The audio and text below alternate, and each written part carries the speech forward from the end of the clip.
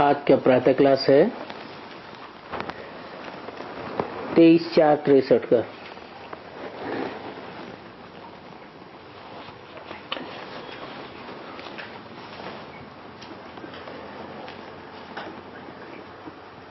नाटकों में स्त्री पुरुष के लव की बात आती है।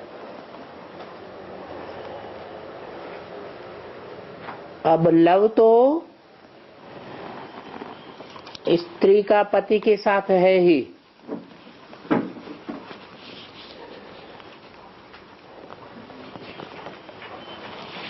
इस बात पर बहुत गीत बनाते हैं और यहाँ तो बात ही बिल्कुल न्यारी है। जिस न्यारी बात को सिर्फ बच्चे ही जानते हैं।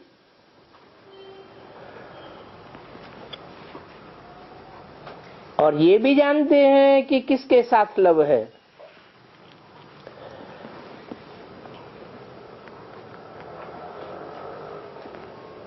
जब हम कहा जाता है तो ये शरीर याद पड़ता है।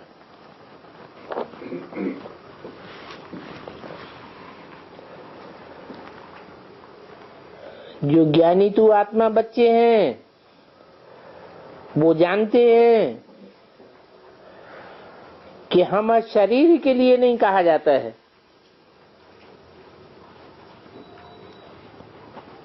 काय के लिए कहा जाता है? आत्मा के लिए कहा जाता है। तो हम आत्मा फिर कहाँ जाती हैं?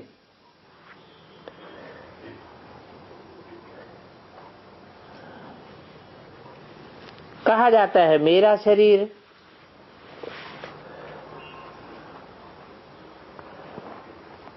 अब मेरा मेरा कहा जाता है तो शरीर किसका है? मुझे आत्मा का है। तो मुझे इस समय बाप को याद करना है।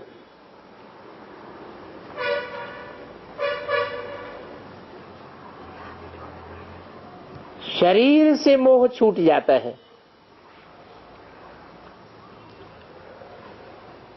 इसको ही कहा जाता है देही अभिमानी।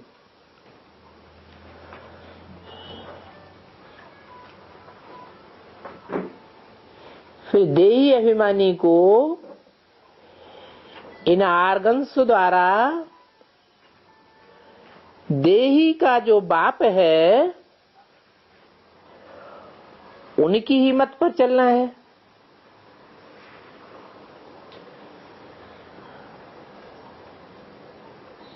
अर्थात श्रीमत पर चलना है। तो अब श्रीमत किसकी है? क्योंकि श्रेष्ठ तो है निराकार परमपिता परमात्मा।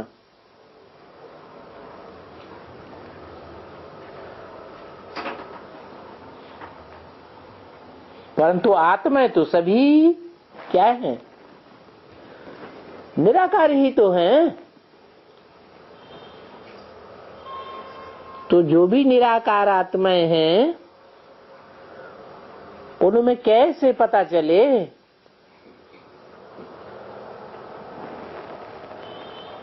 कि कौन सी आत्मा की श्रीमत है? कहते हैं परमपिता परमात्मा।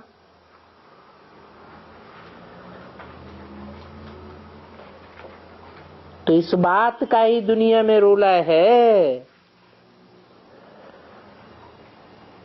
क्योंकि उन्होंने श्रीमत रख दी है कृष्ण की।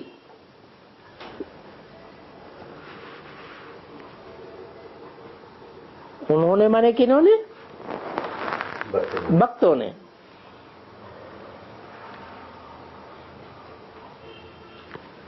अब कृष्ण तो श्रेष्ठ हो न सके। क्यों नहीं श्रेष्ठ हो सकता? वो तो निराकार है ही नहीं। वो तो सृष्टि का साकार पहला पत्ता है। निराकार तो बीज को कहा जाता है।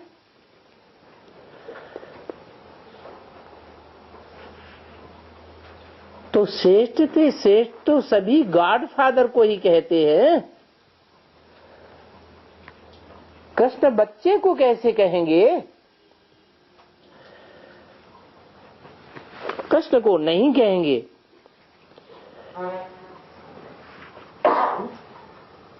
गॉड फादर इन कारपोरियल को ही कहा जाएगा। कृष्ण तो कारपोरियल है।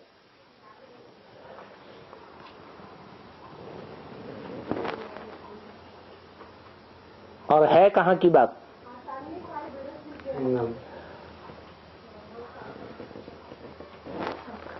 कृष्ण कारपोरियल है, निराकार नहीं है।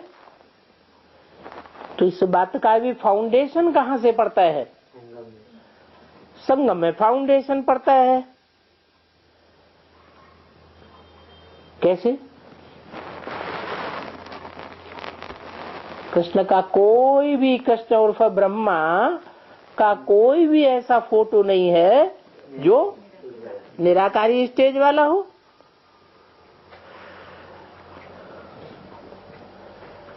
तो अब तुम बच्चे जान गए हो कि हमको दो बाप आकर के मिले हैं। एक है आत्माओं का बाप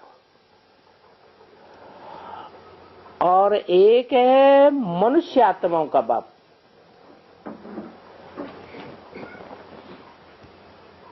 आत्माओं का बाप है तो निराकार, और मनुष्य आत्मा वो भी निराकार। मनुष्य आत्मा सबको निराकार कहेंगे क्या? बनेगा ना, वो तो नंबरवार बनेंगे ना। तो नंबरवार की लिस्ट में आने वालों को सर्वश्रेष्ठ कहेंगे और फिर उनकी श्रीमत कहेंगे। उनको तो श्रीमत नहीं कहा सकते।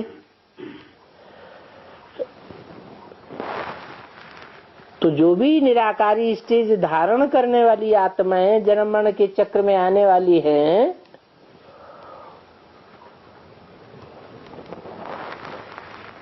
उनमें बीज कौन?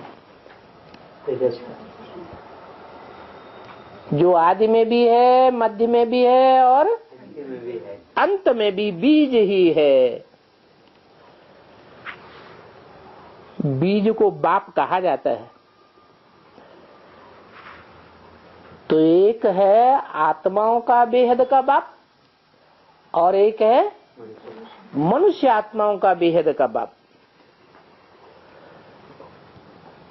वो दोनों अब आकर के मिले हैं। काहे में? एक ही शरीर में दोनों आकर के मिले हैं। वो जो श्रीमत देते हैं उस मत पर पूरा चलना है।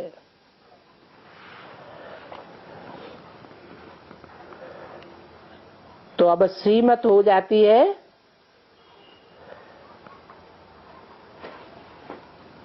एक की या दो की? एक ही। कैसे? एक ही शरीर में तो दो हैं।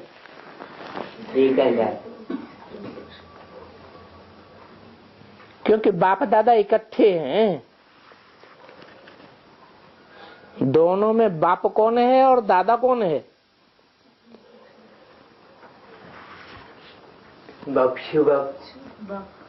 आत्मिक स्थिति से कहेंगे तो आत्माओं का बाप है शिव बाप। उसको परम पिता कहते हैं क्योंकि उसका कोई पिता है ही नहीं।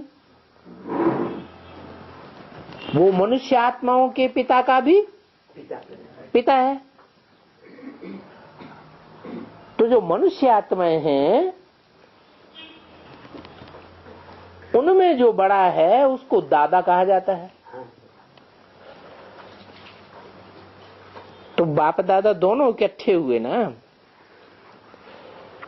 परंतु बच्चों को ये पता नहीं चलता है कि ये श्रीमत कौन देते हैं। आत्माओं का बाप पता पड़ता है, हमको हमेशा समझना है ये शिव बाबा बोल रहा है, कभी गड़बड़ तो नहीं होता। नहीं होना है। बच्चे समझते हैं कि इसमें सदैव बाप तो नहीं बैठा होगा।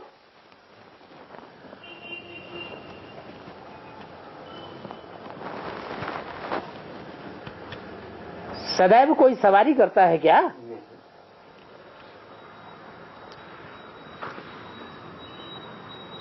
बैल पर सवारी सदैव तो नहीं होगी है? इसको बैल कह दिया है? रमली आत्मा को बैल कह दिया है? बैल देह अभिमानी सांडे को कहा जाता है। तो जो भी मनुष्य मात्र हैं कि आत्माएं हैं, वो देह अभिमानी बनती नहीं है क्या? बनती तो है। तो जो भी देह अभिमानी आत्माएं बनती हैं, उनमें मुख्य है दो। एक है बाप मनुष्य सृष्टि का, और दूसरा है उसका पहला दादा बच्चा श्री कृष्ण, जो अंतिम जन्म में आकर के देह अभिमानी बैल के रूप में दिखाया गया है। जहां जहां शिवलिंग बना देंगे तो लिंग है किसी और की यादगार, उसमें बिंदु है किसी और आत्मा की यादगार। किसकी यादगार? बिंदु है शिव की यादगार, लिंग है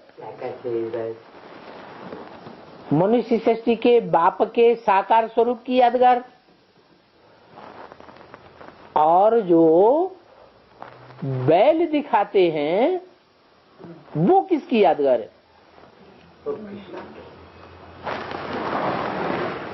हाँ, वो उसकी यादगार है कि परमपिता परमात्मा बाप आते भी हैं, पढ़ाते भी हैं, परंतु वो अपने साकारी स्टेज को जल्दी छोड़ नहीं पाता।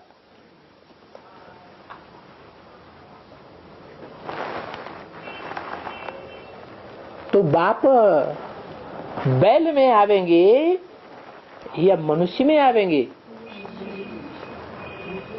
जानवर में आवेंगे क्या? बाप आवे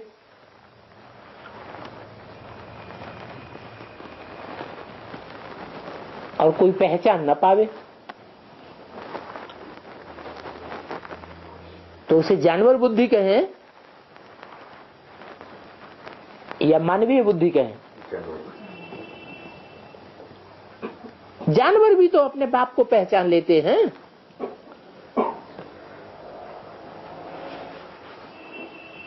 तो फिर बच्चे समझते हैं कि जरूर ये ब्रह्मा की मत होगी।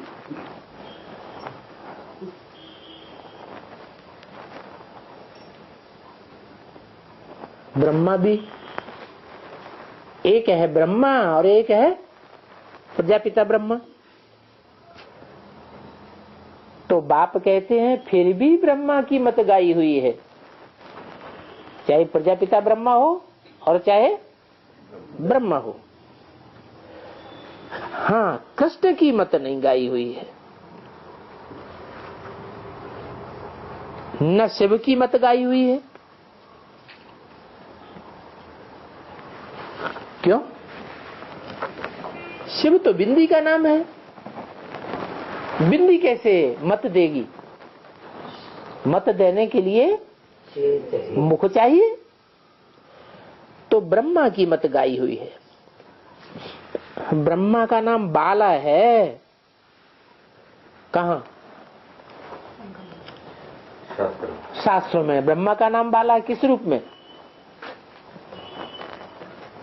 हाँ? शास्त्रों की कौन सी बात, कौन सी कहानी आई जिसमें नाम बाला है? प्रजापिता ब्रह्मा, प्रजापति ब्रह्मा, दक्ष प्रजापति। तो बच्चों को मत मिलती है।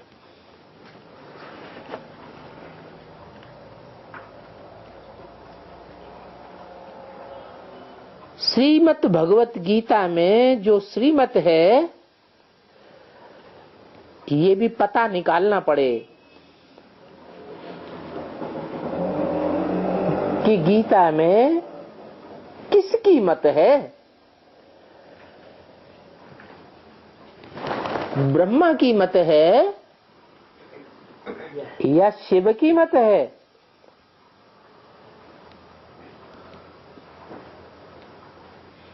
अभी ब्रह्मा तो है शिव का बच्चा, कब की बात बताई? अभी माने 63 में ब्रह्मा तो है शिव का बच्चा।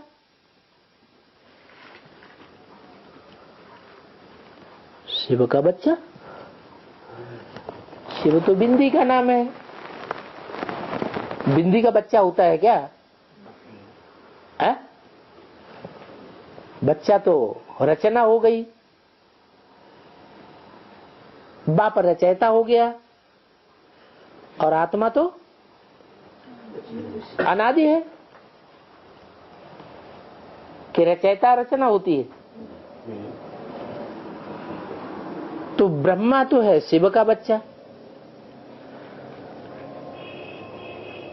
ब्रह्मा, विष्णु, शंकर ये तीनों ही उस शिव के बच्चे हैं।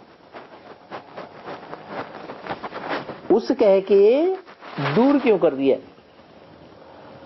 भविष्य में उत्तर दो। भविष्य की बात है, पास्ट की बात नहीं है। पास्ट में सन 36 में शिव अकेला आया क्या? नहीं, तीन मूर्ति शिव के साथ, 3 मूर्तियों के साथ ही तो शिव आया।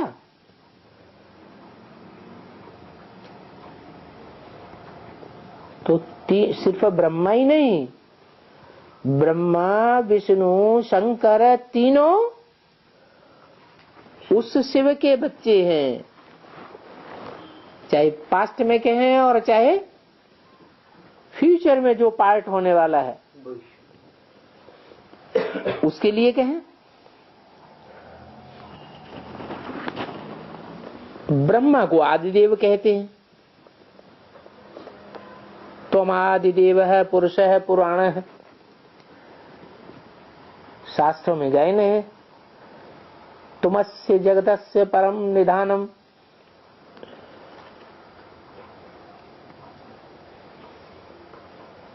तो कृष्ण को आदिदेव नहीं कहेंगे क्या? आदिदेव क्यों? सृष्टि का पहला पत्ता है तो पहला देवता नहीं बनता है? नहीं बनता,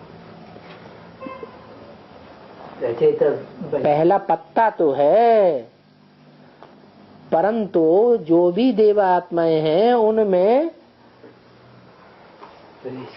जो पहला होगा, अव्वल नंबर होगा, वो बड़ा होगा या बाद वाले पत्ते बड़े होंगे? बड़ा। अव्वल नंबर को ही बड़ा कहेंगे। उन्होंने तो कथा बना दी, अल्लाह अव्वल दिन। अल्लाह आते हैं तो अव्वल नंबर दीन अर्थात धर्म की स्थापना करते हैं।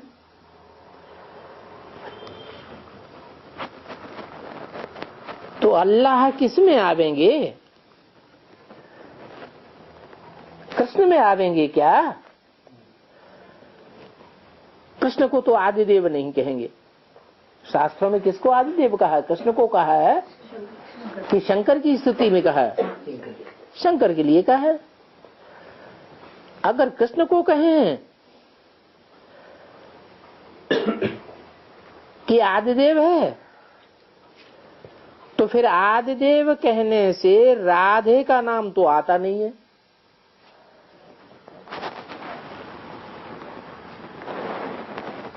आदि देवी के रूप में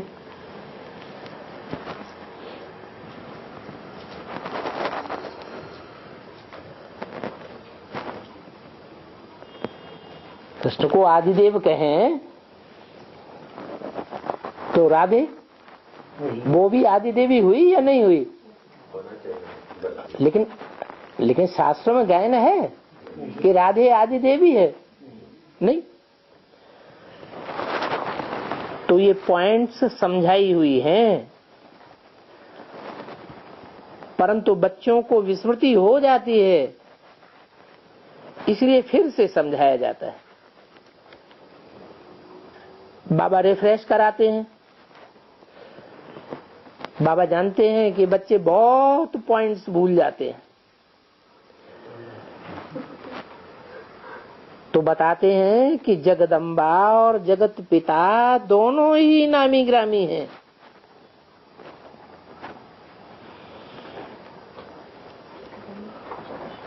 जगत पिता के साथ जगतम पितरम,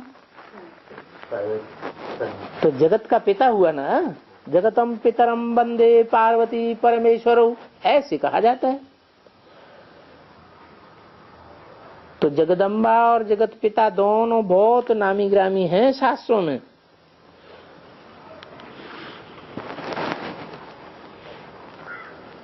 प्रजापिता उनका नाम है जिसमें शिव प्रवेश करते हैं। अब ब्रह्मा जब कहा जाता है तो बुद्धि चली जाती है सूक्ष्म वतन में।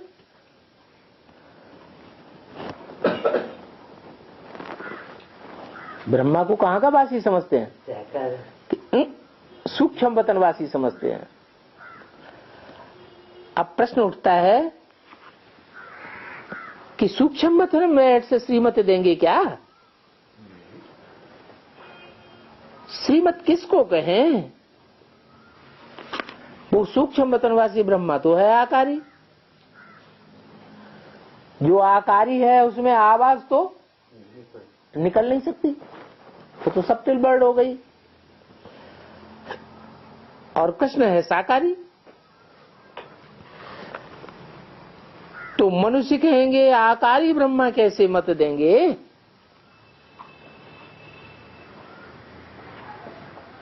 क्या जवाब आएगा? जो साकारी ब्रह्मा है वही आकारी ब्रह्मा बन जाता है, तो मत कैसे देंगे? है? आकारी में से तो आवाज निकल नहीं सकती, वो तो टाकी हो न सके। टाकी होने के लिए तो साकार मुख चाहिए। तो आकारी ब्रह्मा कैसे मत देंगे?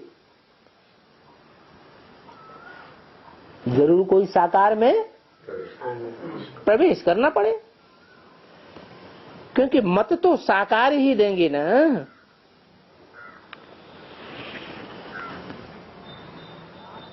इसलिए कृष्ण ही होना चाहिए, और वो है भी स्वर्ग का प्रिंस।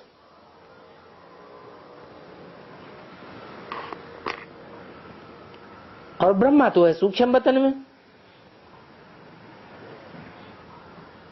भले ब्रह्मा का चित्र भी बनाते हैं,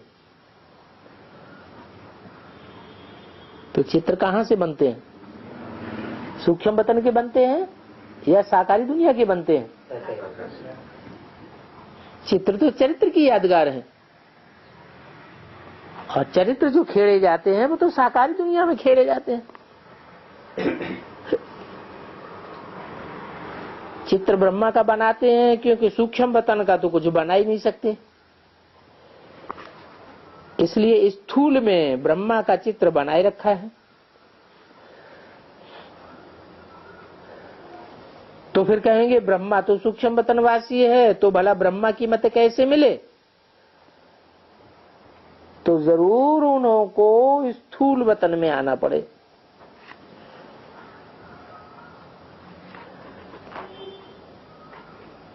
और तो युक्ति नहीं है जो स्थूल में आवे।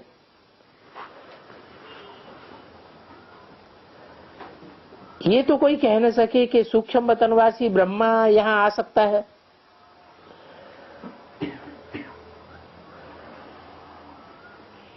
उनको भी फिर जन्म देने वाला कोई चाहिए।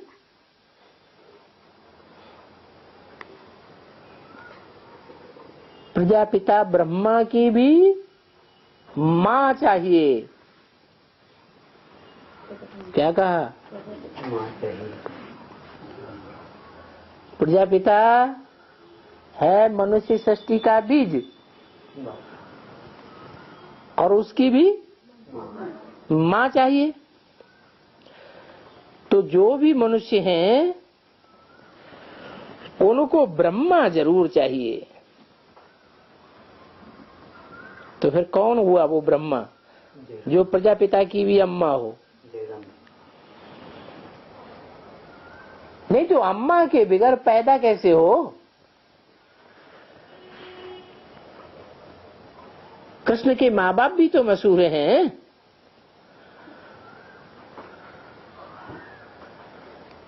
इसलिए ब्रह्मा को कहा है।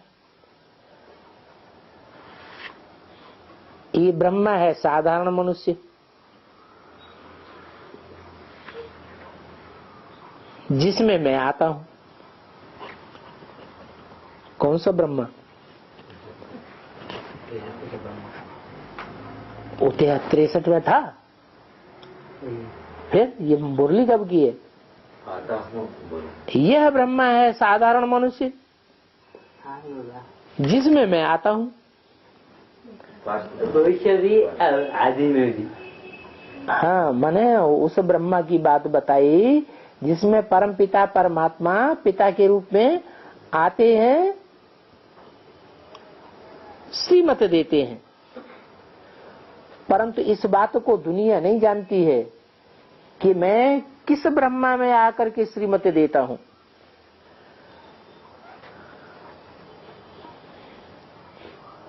तो बाबा आकर के इस गुचवण को समझाते हैं, बंडर दिखाते हैं ना। कोई कहते हैं इनको ब्रह्मा किसने बनाया?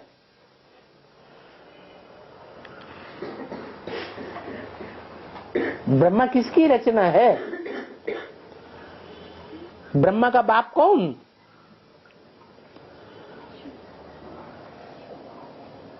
कोई तो अथॉरिटी होगा ना। ऐसे तो बहुतों के नाम ब्रह्मा रखते हैं।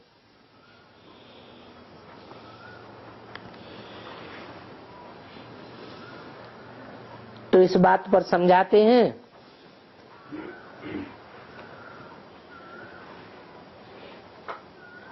ये बुद्धि में याद पड़ना चाहिए कि ये बात भगवान ही समझा सकते हैं और तो कोई समझा ही नहीं सकता। ये ब्रह्मा है भगवान का बच्चा। कब की बात है? 63 जरूर यज्ञ के आज की बात है कि जगदम्बा है प्रजापिता की माता।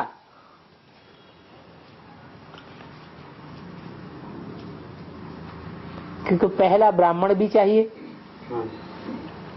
और ब्राह्मण किसका बच्चा होता है? ब्रह्मा का बच्चा होता है। तो जो पहला ब्राह्मण है उसको जन्म देने वाली माता है जगदम्बा ब्रह्मा, और उसका बच्चा है। दोनों का फिर बच्चा कौन? प्रजापिता का बच्चा कौन? ब्रह्मा।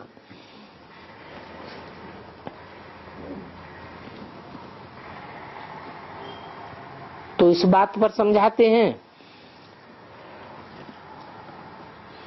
बाप बैठ समझाते हैं कि ये पता कैसे हो, मैं कैसे इनको जन्म देता हूं। इनको माने किसको? एक की बात है या दो की? दो। कौन कौन दो?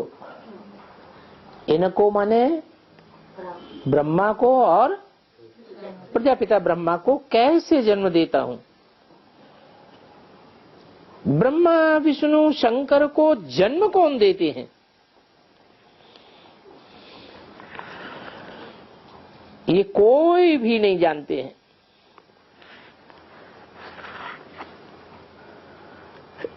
कृष्ण का जन्म तो माँ बाप से दिखाते हैं।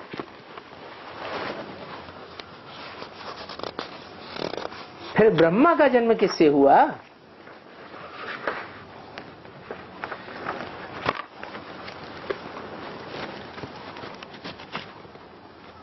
तेईस 63 की वाणी का दूसरा पेज। ब्रह्मा विष्णु शंकर की रचना कैसे होती है?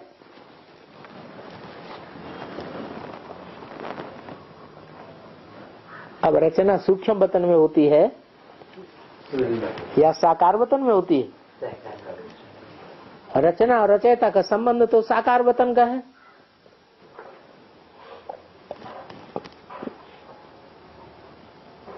परंतु हर चीज पहले सूक्ष्म में तैयार होती है कि पहले स्थूल में तैयार होती है? पहले तो सूक्ष्म में हर चीज तैयार होती है। तो सूक्ष्म को वो सूक्ष्म वतन कह दिया है। ये बातें कोई भी नहीं जानते हैं। सूक्ष्म का तो माँ बाप भी सूक्ष्म ही होगा, दूसरा तो कोई है नहीं जो ये सुनाए सके। कितनी गुह्य बातें हैं। ब्रह्मा विष्णु शंकर का रचयिता तो जरूर कोई होगा ना। अब रचयिता निराकार होगा या साकार होगा? है रचयिता सूक्ष्म है, सूक्ष्म ज्योतिर्बिंदु। हाँ, तो ज्योतिर्बिंदु निराकार से सूक्ष्म ब्रह्मा विष्णु शंकर की रचना, ये संकल्पों की सृष्टि हुई।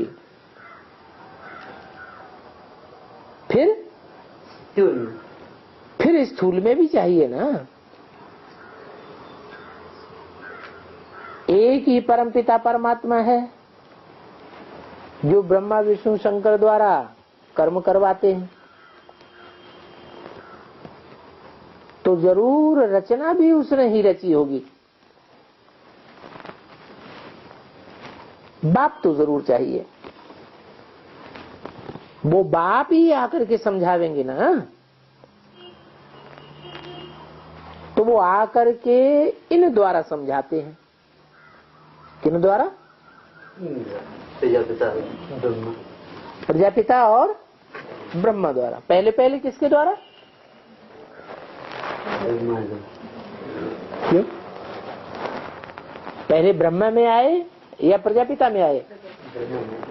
ब्रह्मा में आए। कैसे? पहले ब्रह्मा आता है कि प्रजापिता आता है? ब्रह्मा आता है पहले। ब्रह्मा से प्रजापिता आता। ब्रह्मा से प्रजापिता आता है। हाँ बाबा। यज्ञ के आदि में पहले ब्रह्मा आया। हाँ। ब्रह्मा ने समझाया नहीं, सुनाया। समझाया। तो यहाँ समझाने की बात हो रही है तो या सुनाने की बात हुई? प्रजापिता। तो वो आकर के इन द्वारा समझाते हैं। किन द्वारा? प्रजापिता ब्रह्मा। हाँ, आते हैं समझाते। समझाने से पहले सुनाया जाता है कि पहले समझाया जाता है? सुनाया जाता है। तो किस ब्रह्मा के द्वारा सुनाया और किस ब्रह्मा के द्वारा समझाया? जगदम्बा के द्वारा सुनाया।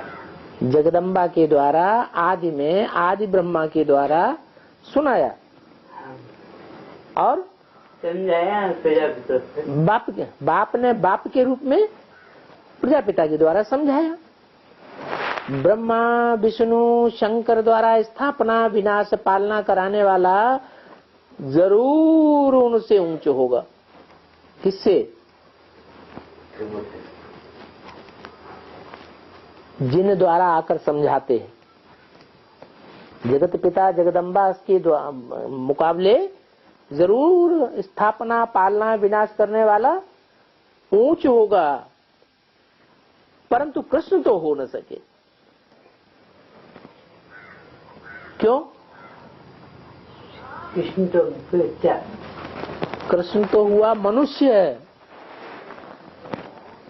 और मनुष्य जो होता है वो किसको कहा जाता है? जो मन का उपयोग करता है, मनन चिंतन करता है, उसको मनुष्य कहा जाता है। और भगवान को मनन चिंतन मंथन करने की दरकार है?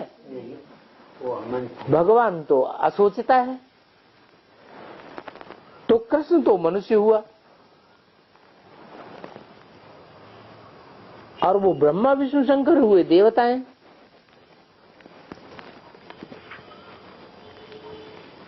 भगवान तो मनुष्य को क्या बनाने वाला है?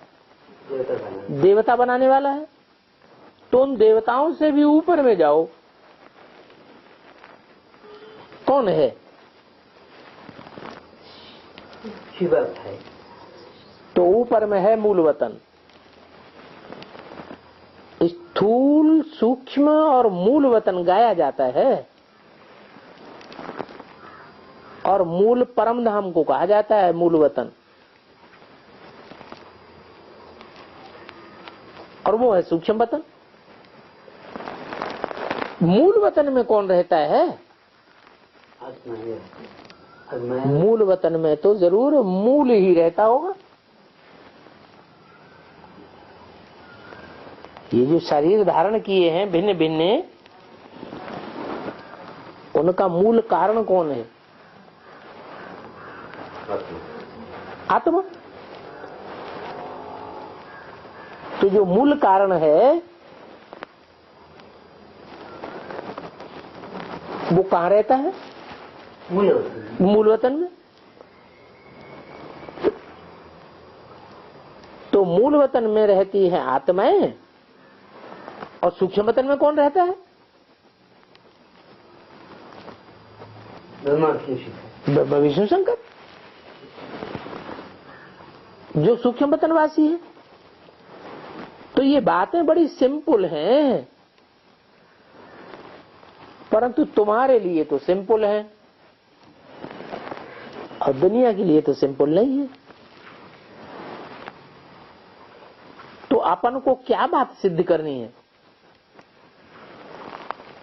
अपन को ये सिद्ध करना है कि श्रीमत किसकी है? शिव बाबा। श्रीमत शिव ज्योति बिंदु आत्मा की है। सूक्ष्म वतनवासी ब्रह्मा विष्णु शंकर की है, या साकार में शिव जब प्रत्यक्ष होते हैं बाप के रूप में, उनकी श्रीमत है। कृष्ण तो बच्चा है, अर्थात बच्चा बुद्धि है। बच्चा तो मनन चिंतन मंथन कर नहीं सकता, तो कृष्ण को तो हम कह नहीं सकते। उन कृष्ण से तो सूक्ष्म वतनवासी देवताएं ही ऊंचे हैं।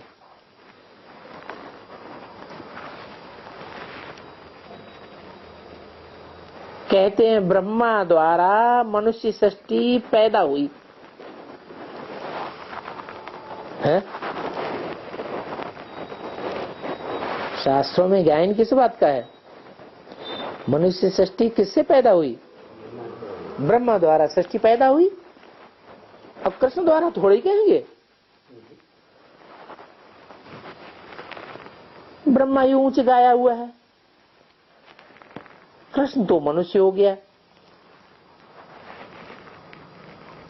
ब्रह्मा है सूक्ष्म वतनवासी, परम पिता परमात्मा है मूल वतनवासी। उनको याद गॉडफादर कह करके याद करते हैं। सिर्फ फादर नहीं कहेंगे, क्या कहेंगे? गॉडफादर। तो परमपिता अक्षर जरूर आता है। लौकिक बाप को अथवा डाडे को परमपिता नहीं कहा जाता। कहा जाता है क्या है? क्यों नहीं कहा जाता? लौकिक बाप को या बाप के बाप डाडे को परमपिता क्यों नहीं कहा जाता? क्योंकि उनका भी तो कोई पिता हुआ था ना, फिर उनका भी कोई पिता हुआ, फिर उनका भी कोई पिता हुआ। तो उन देहधारियों को तो परमपिता नहीं कहा जाता। ये परमपिता टाइटल तो बहुत ऊंचा है, जिससे ऊंचा कोई होता ही नहीं। इसलिए आत्मा कहती है, हे परमपिता परमात्मा, हमको इस दुख से छुड़ाओ।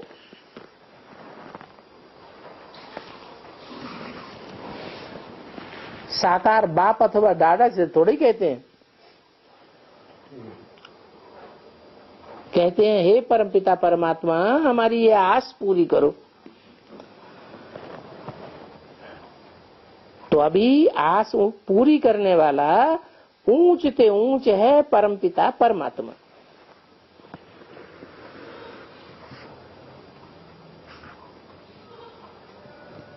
वो लोग फिर आशा जाकर सुनाते हैं रचना को, ब्रह्मा को, विष्णु को, शंकर को अथवा कृष्ण आदि आदि को कहेंगे कि हमको पुत्र चाहिए, धन चाहिए। नारायण के आगे जाके कहेंगे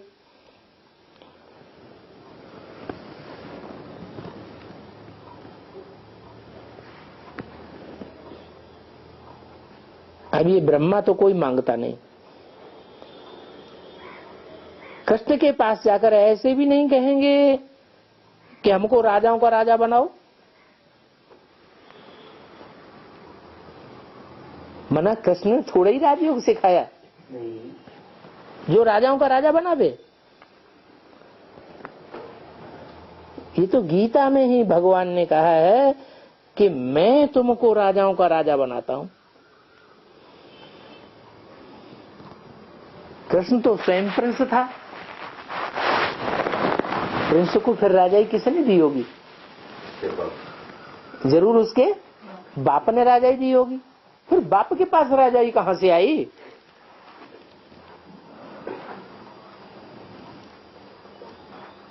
तो देखो, ये सभी विचार सागर मंथन करने की बातें हैं।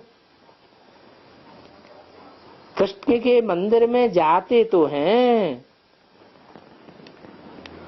परंतु ऐसे नहीं कहते हैं कि आपने तो राजयोग सिखाए, राजाओं का राजा बनाया था। हाँ, गीता में ये लिखा हुआ है,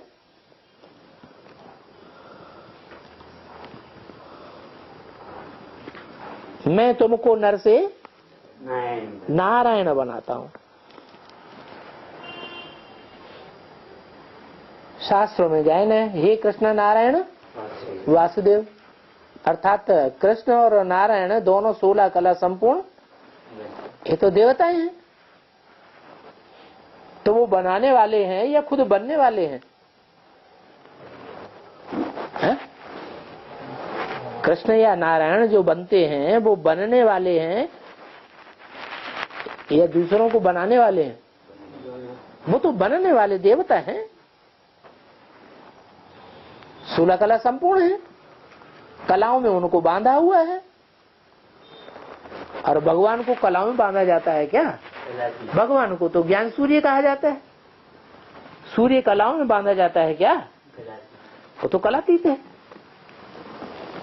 तो अभी हमको कितना वंडर लगता है कि ये कृष्ण को गीता का भगवान कैसे बना दिया।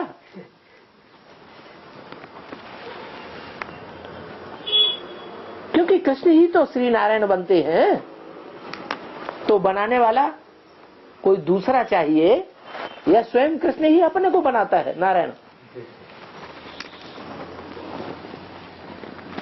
हमने पूजा तो बहुत की है, परंतु गीता में तो है ही कृष्ण भगवान वाच।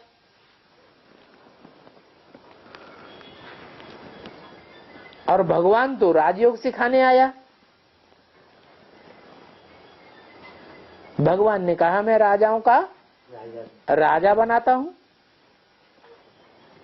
परंतु ऐसे कब कोई नहीं कहते हैं कि हमको राजाओं का राजा बनाओ।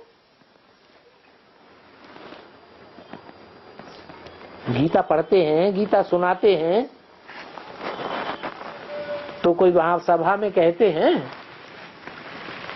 सुनने वाले पढ़ने वाले ये कहते हैं कि हमको भी राजाओं का राजा बनाओ। कोई जानते ही नहीं। ऐसे कब कोई नहीं कहते हैं। हमने तो बहुत भक्ति की है, परंतु ये बातें किसी की बुद्धि में नहीं आती हैं जो कृष्ण को कहें आप जब आए थे तो आपने राजाओं का राजा बनाया था। कृष्ण ने बनाया था क्या किसी को? अभी तो वो नहीं है ना। कौन? कृष्ण। कृष्ण भगवान होकर गए हैं ऐसे कहते हैं। परंतु कृष्ण को द्वापर में ले जाने से उनको श्री नारायण समझ नहीं सकते। द्वापर में 16 कला संपूर्ण होते हैं या सतयुग में 16 कला संपूर्ण होते हैं? लेकिन कृष्ण को कहां ठोक दिया?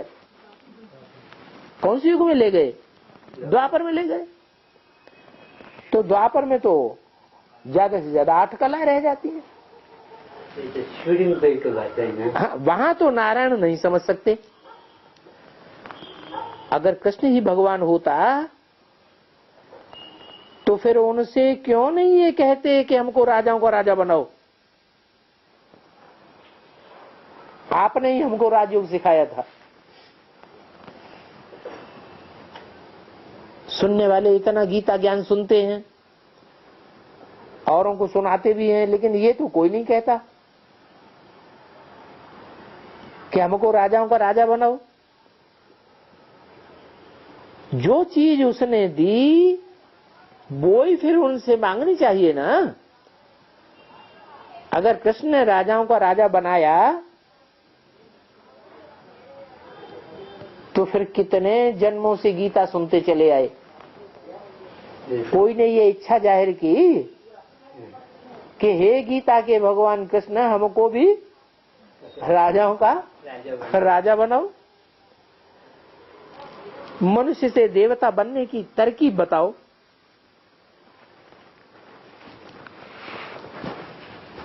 न सुनाने वालों ने तरकीब बताई, न सुनने वालों ने तरकीब जानी, और न कोई अभी तक। हजारों वर्ष बीत गए गीता सुनते सुनते, कोई भी राजाओं का राजा बना नहीं, राजा ही नहीं बना। वो तो सिर्फ मांगते हैं, पुत्र दियो, धन दियो। कृष्ण के या नारायण के आगे जाके मांगते हैं ना। तो उनके आगे, कृष्ण के आगे जाकर के स्वर्ग की राजाई क्यों नहीं मांगते थे? अगर वो मनुष्य से देवता स्वर्ग का बनाते हैं तो। अभी तो देखो कितना वंडर लगता है। कृष्ण से मांग ही कैसे सकें, क्योंकि वो तो भगवान है ही नहीं।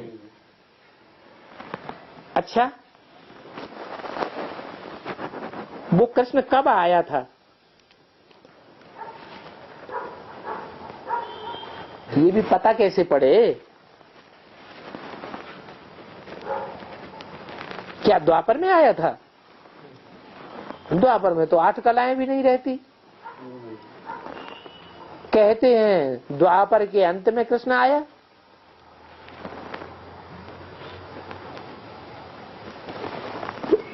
तो पता नहीं पड़ता है तो फिर कह देते हैं प्रेरणा। प्रेरणा अक्षर कह देते हैं। भगवान की प्रेरणा से हमारी मनोकामना पूरी हुई, तो फिर भला कोई क्यों नहीं प्रेरणा से राजाओं का राजा बन जाते?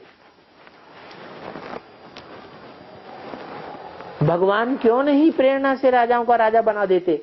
गीता सुनने सुनाने की दरकार ही नहीं। अगर प्रेरणा से ही कराते हैं तो राजाओं का राजा बनाते होंगे। अच्छा, शिव बाबा है तो उनसे क्यों नहीं मांगते हो? वो तो ज्ञान दे रहे हैं। हम आपके पास पहुंचे, ऐसे तो कोई कहते नहीं है, न शिव को कहते न कृष्ण को कहते। वो भक्त तो समझते हैं कि गीता का भगवान कृष्ण है।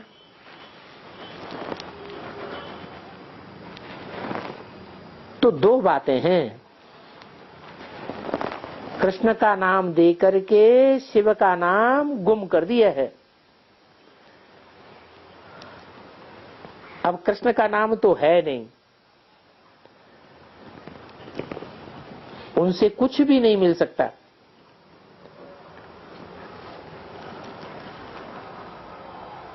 वो राजयोग सिखा ही नहीं सकता। कृष्ण बच्चा राज की बातें क्या जाने, तो राजाओं का राजा कैसे बनावेंगे? भक्ति मार्ग में रोले बहुत हैं,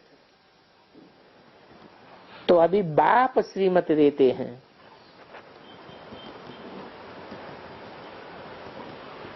कहते तुम शास्त्र पढ़े हुए हो, परंतु अभी जबकि भगवान वाच बच्चों प्रति है तो भगवान तो बाप ठहरा, और वो बाप हो गया स्वर्ग की स्थापना करने वाला। क्योंकि नरक को नारायण बनाएगा तो नारायण को कौन सी दुनिया चाहिए? नरक की दुनिया चाहिए या स्वर्ग की दुनिया चाहिए? तो जरूर आकर स्वर्ग की स्थापना करते हैं। तो हम अगर बाप को और स्वर्ग को याद करें तो स्वर्ग की राजाई हमको क्यों नहीं मिलेगी?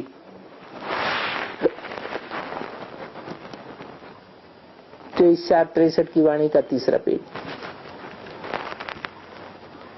लौकिक संबंध में भी तो बाप से ही वर्षा मिलता है, परंतु लौकिक बाप की कोई पूजा बैठ नहीं करते हैं। क्यों नहीं करते हैं? हैं? लौकिक बाप की पूजा क्यों नहीं करते? एक जन्म है? सिर्फ एक जन्म के मिलता है। हाँ, एक जन्म के लिए करें, करते हैं एक जन्म के लिए पूजा? पूजा बैठ नहीं करते हैं, क्योंकि पूजा का आधार है प्योरिटी। और लौकिक बाप ने प्योरिटी से जन्म दिया या इम्प्योरिटी से जन्म दिया? और तो इम्प्योरिटी से जन्म देते हैं। हम भी उस लौकिक बाप की पूजा नहीं करते थे, उनसे तो डायरेक्ट वर्षा मिलता है। किनसे? शिव बाबा से। वो जब डायरेक्ट आते हैं तो वर्षा देते हैं। कहते हैं सर्वधर्मान परित्यज्य मामेकम सर्वं भज। क्या कहते हैं? ये हिंदू मुस्लिम सिख ईसाई ये सब धर्मों को त्याग दो, ये सब देह के धर्म हैं। आत्मा को कोई दर्द नहीं, सदा ये आत्मा के धर्म नहीं है। मैं स्वधर्म में आकर के तुमको टिकाता हूं। मैं तुम्हें आते ही बताता हूं तुम देह नहीं हो, तुम आत्मा हो। आत्मा ज्योति बिंदु है, उसे ज्योति बिंदु की याद में टिको, यही तुम्हारा स्वधर्म है।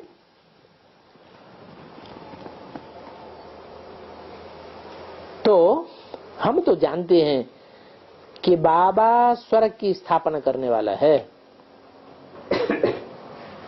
और तो दुनिया में कोई भी स्वर्ग की स्थापना कर ही नहीं सकता, चाहे कोई भी पावरफुल धर्म पिता इब्राहिम बुद्ध क्राइस्ट क्यों न हो। क्यों नहीं कर सकता? क्योंकि कोई भी सदैव स्वस्थिति में नहीं रहता है सिवाय परमपिता परमात्मा के।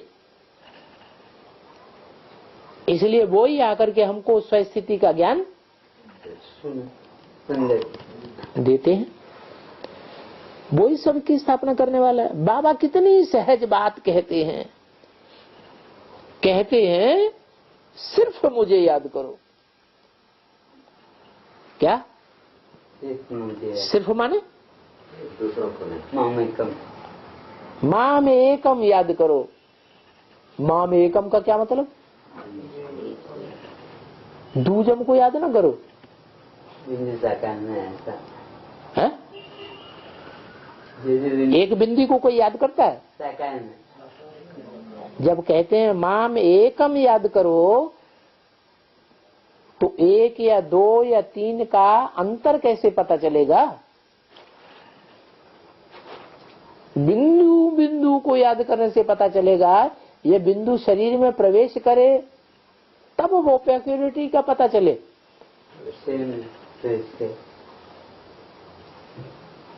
फिर इतने शास्त्र पढ़ना, यज्ञ तप आदि करने की क्या दरकार है?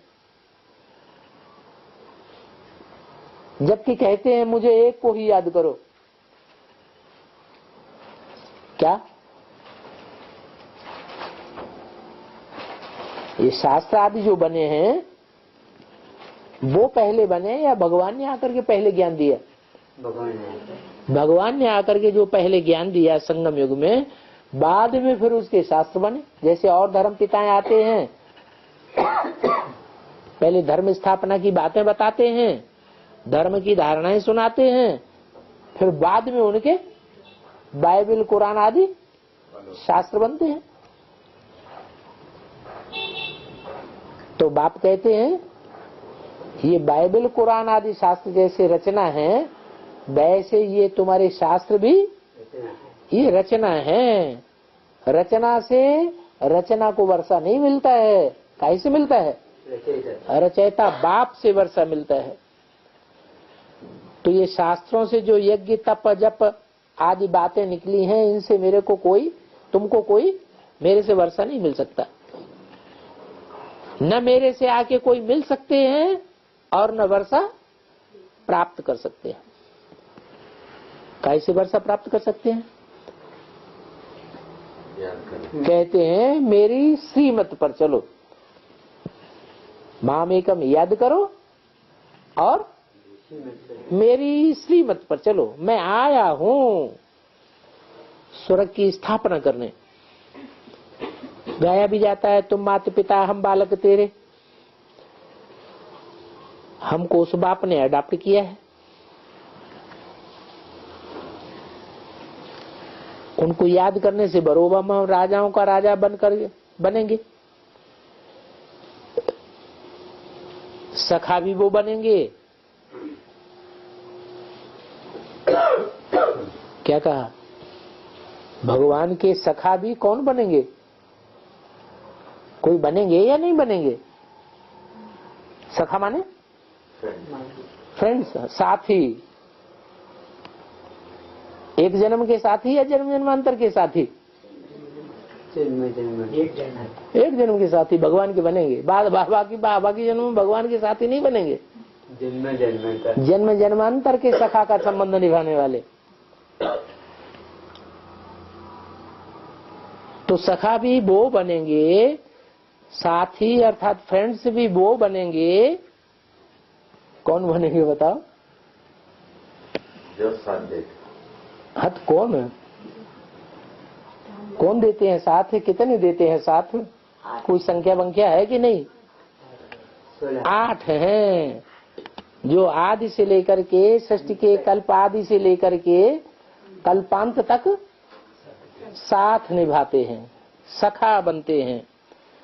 और वो बनते हैं तब जब पूरा इम्तिहान पास करते हैं।